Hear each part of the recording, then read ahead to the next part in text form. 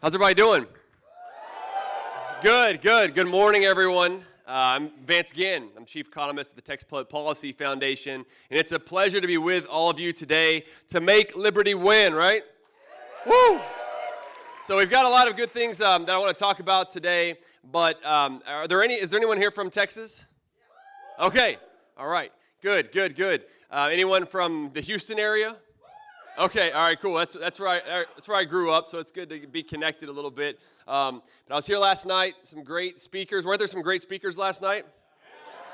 Yes, and a lot more coming today besides this one now. So there'll be a lot of other good ones today. But thank you for all that you're doing. Right, you're the ones that are doing on the ground, making things happen for liberty, for prosperity, to make sure that this country doesn't head in a bad direction, or even worse direction, I should say, than we are now. I was just on a radio interview this morning talking about the jobs report. Did y'all see the jobs report? No? This is something y'all should check out. The first Friday of every month is the jobs report. It showed that there were 524,000 jobs that were added across the nation last month, which makes it seem like it's a strong economy. But do y'all think this is a strong economy right now? No. Right? Do you think we're in a recession? Yeah. How could you not think we're in a recession? Yeah, you redefine. Yeah.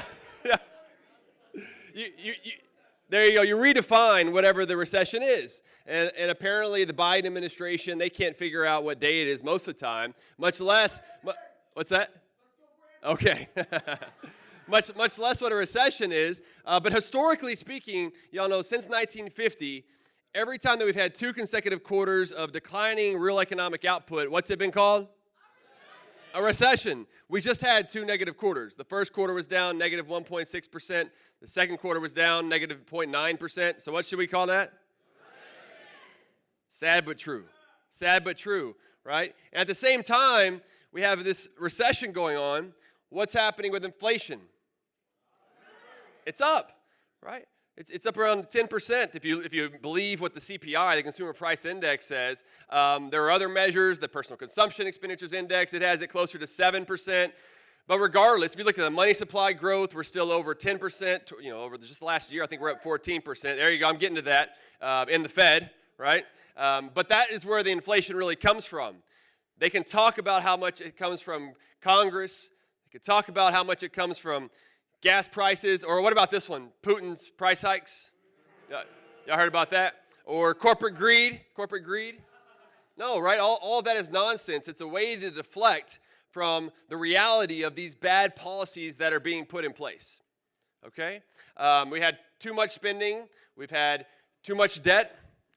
The Fed printing too much money. And this is the result. This is the result of these sort of progressive policies. And I'm going to get to that in a minute. But it's not just the current administration's bad policies. It wasn't the past administration's excess spending, which I was in the administration. This has been going on for a long time, right? Republicans, Democrats. And this is why we have $30.6 trillion in national debt. $30.6 trillion.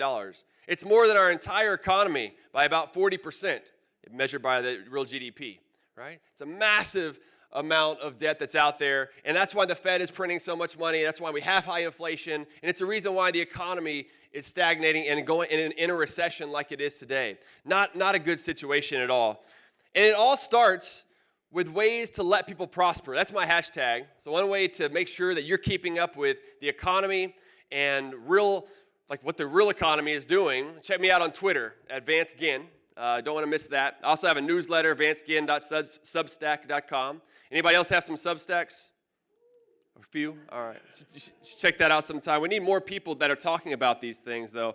And I think whenever you do that, you'll really see that we have a lot of big issues that we need to address. And I think it all starts with institutions. That's really where my research is at.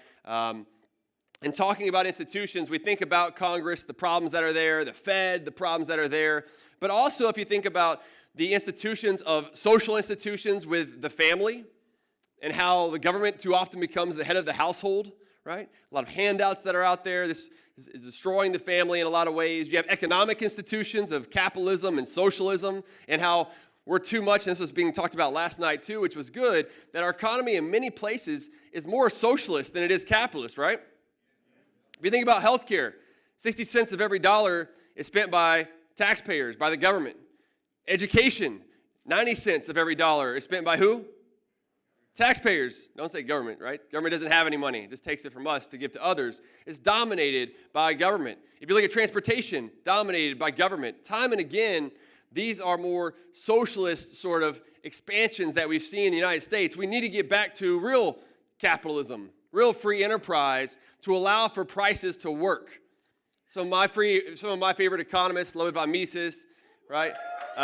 Frederick von Hayek, Milton Friedman, which that gets some mixed crowds sometimes here in these folks. But at the same time, they talked about the importance of what? Prices. In a well-functioning economy, you have to have prices that indicate when consumers should buy or not buy, and when producers should sell or produce and not produce. And whenever you have more government involved in these markets, what is not able to work? Prices. And that creates this situation that we have today in too many areas overall. And so whenever I look at these things, I'm like, okay, what's happening in these different marketplaces? You know, the jobs report today said 524,000 jobs, the unemployment rate down to 3.5%. But if you look at some of the household survey, that's what's in the establishment survey, okay? If you look on the household survey, there were only 179,000 jobs added. And that was after there were 600,000 jobs lost in the prior 2 months. So we're still down. That's indicative of a recession, right? The labor force participation rate down to 62.1%. Fewer and fewer people are wanting to look for a job. And what's the best way out of poverty? Work. A job.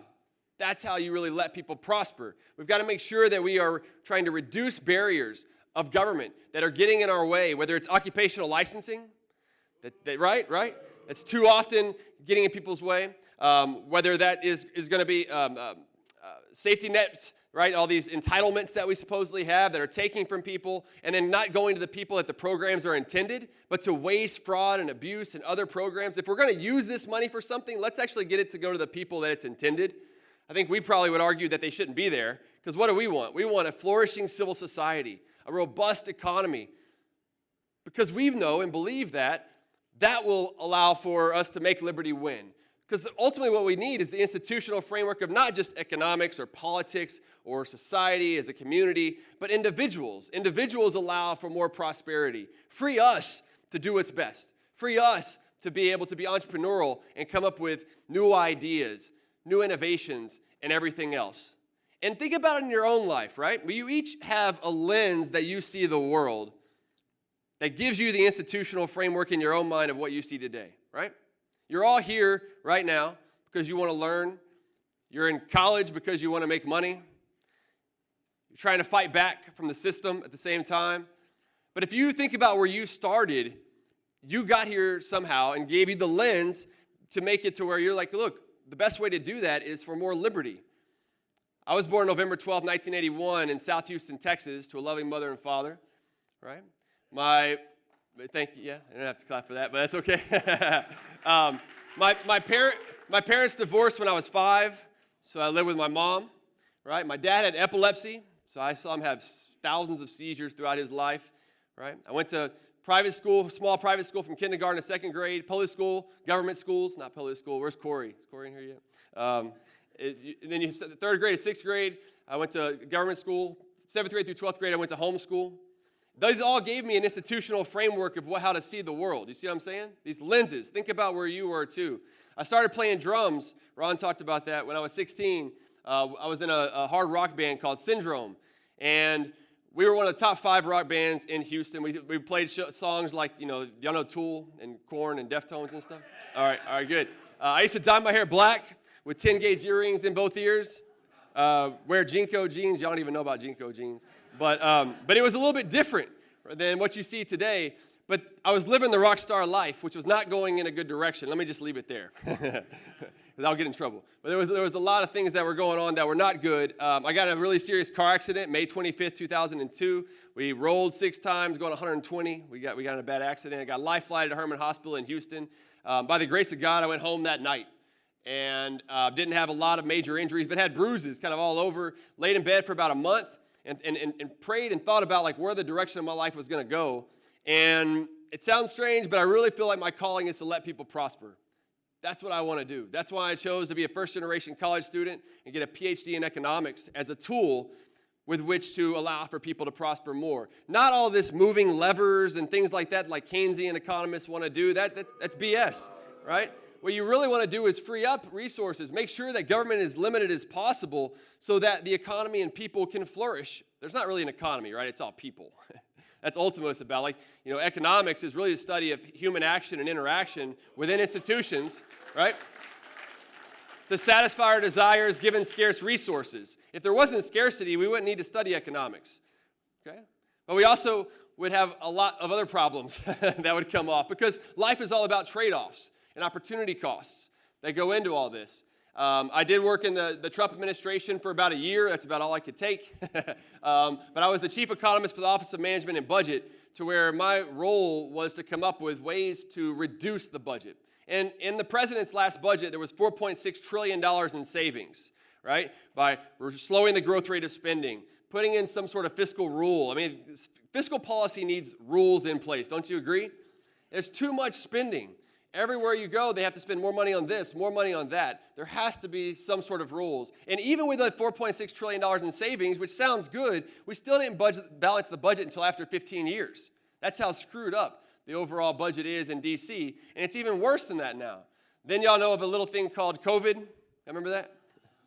Right? COVID, then I found myself in the Situation Room talking to Larry Kudlow and Fauci and Birx, and them trying to say, like, what's going to happen to the economy if, as this virus spreads? I was like, well, it's going to slow down. People are probably not going to go to work as much and things of that nature. What happens if we were to shut down the economy? I was like, well, I don't believe that the federal government has the power to shut down the economy, so it shouldn't do that. And what happens if states start shutting down the economy? I said, well, I don't believe they have the power to do that either. But if they do it, it's going to devastate the economy. It's going to devastate people's lives. What happened? They did it. We've seen a natural experiment in action, which we usually don't get in economics very often. And we've seen the results. The unemployment rate in the economy went from 3.5% with a robust economy, the lowest poverty rates on record, the highest real median household incomes on record, to an unemployment rate of 15%. 22 million people lost their jobs. 22 million. Many other lives were disrupted during that period of time. That didn't have to happen. Because at the same time as we were shutting things down, who else were we putting to the sidelines? The entrepreneur. The entrepreneur wasn't able to develop new innovations and other things to overcome the obstacles that were in their way. Who else did we have to turn to? Government, right?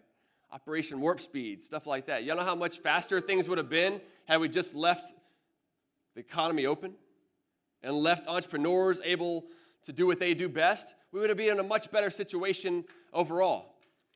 We would. So then you look at what else was passed by Congress.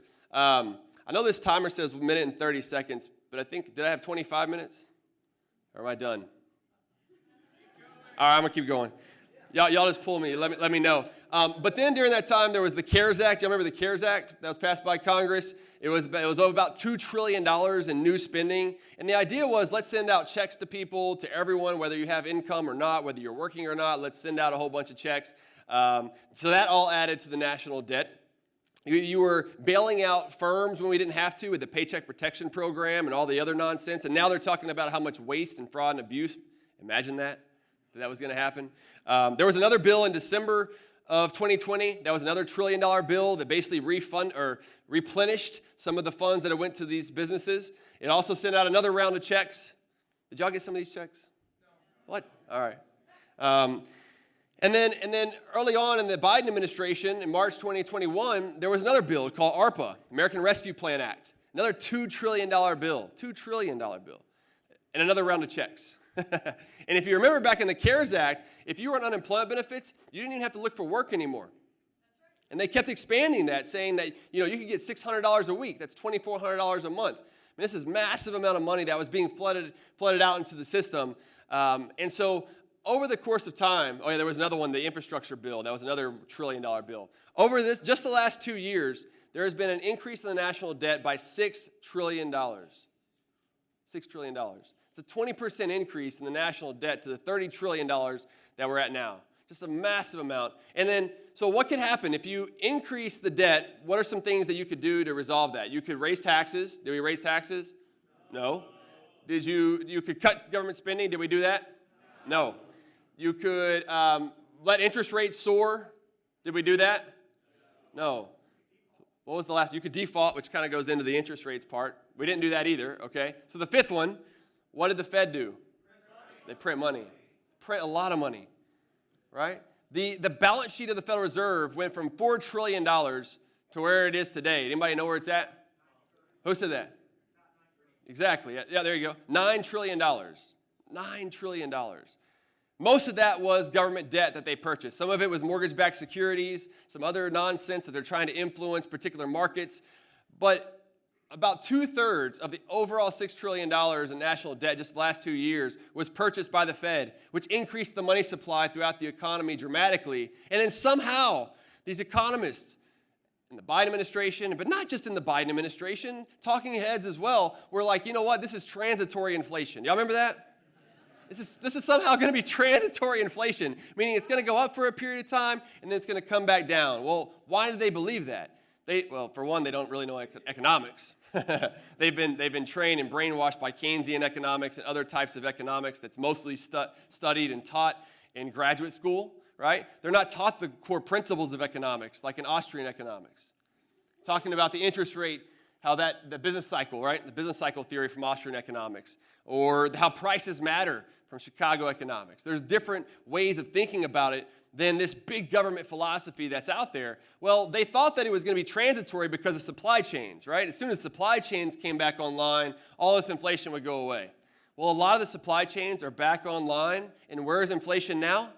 The highest in 40 years. Inflation is the highest since I was born, November 1981. That was the last time that it's been this high, at least the way they measure it, right, by CPI. It's probably higher than that if you actually look at the real amount of inflation that we feel. And so all of this really comes into the institutional frameworks that are out there. Congress causing problems, shutting down the private sector, which causes problems, the Fed printing so much money, which causes its own problems and distortions throughout the economy that we're seeing today. And so it's not just that we need to end the Fed, which we do, right? Y'all agree? We definitely need to end the Fed. There you go. Nice. And until we get to that point, because I also want to end the Fed, I think we need to audit the Fed. Audit the Fed is another key one. Okay? Let's see where these dollars are going. Let's dive into the books of how they're manipulating our economy in so many different ways. But we also need to make sure that there are rules in place. This discretion that they've done over the last couple of years, and actually since 1913, when the Fed was created, that has added to a lot of problems throughout our economy. You know, they talk about how the free market has failed. These aren't market failures, right? What do we call them? Government failures. We oftentimes overlook the government failures, whether it be from Congress, from the state government, from the local government. And the best way to really, that I know of in researching this and looking at institutions to help to hold them down to some sort of level that will keep these failures from happening, not entirely, but at least reducing, mitigating some of that, will be to put in fiscal rules on spending, limit spending to no more than population growth and inflation, for example, or even less than that.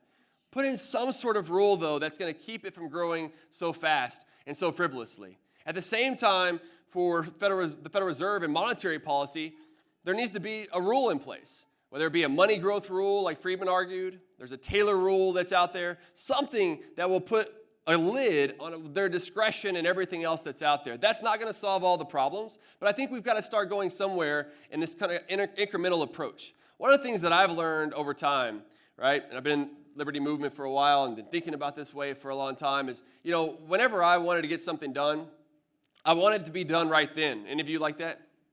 Like, I know we want to end the Fed like tomorrow. Exactly. But at the same time, we have to remember that others they're able to do incremental change. They're incrementally moving us to a more progressive, more socialist economy.